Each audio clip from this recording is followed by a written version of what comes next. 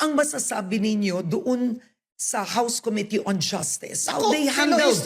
Si Luistro pa ang chair. Isa pa yan. Dapat mag-resign yan eh. Grabe yan si Luistro.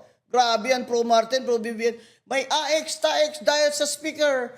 May ganito, bilyon dahil sa speaker. Kulang lang sabihin, may ulan, may lindol, may baha dahil sa speaker eh. This is the same Congresswoman Luistro who admitted that she hid her husband who was accused of rape. He was accused of rape. Dapat nag-surrender siya. Tingnan mo si Revilla. Di ba nag-surrender siya? Eto, rape ha? Non-bailable.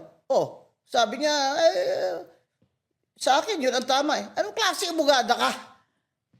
Abogada ka? Dati ka pa daw piskal? Accused of rape ang asawa mo, hindi mo pinasurrender? May dapat sa'yo ma-disbar, Congresswoman Luistro. Lumalabas lagi yung fabricated cases of rape ng asawa ko.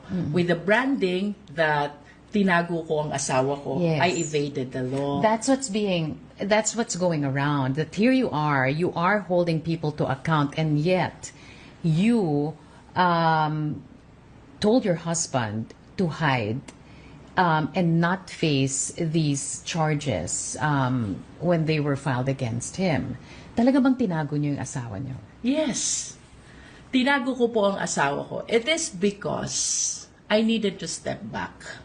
Pero ma'am, baka kasuhan kayo ni Congresswoman Luistro of slander right now or libel, destroying her reputation. Congresswoman Luistro!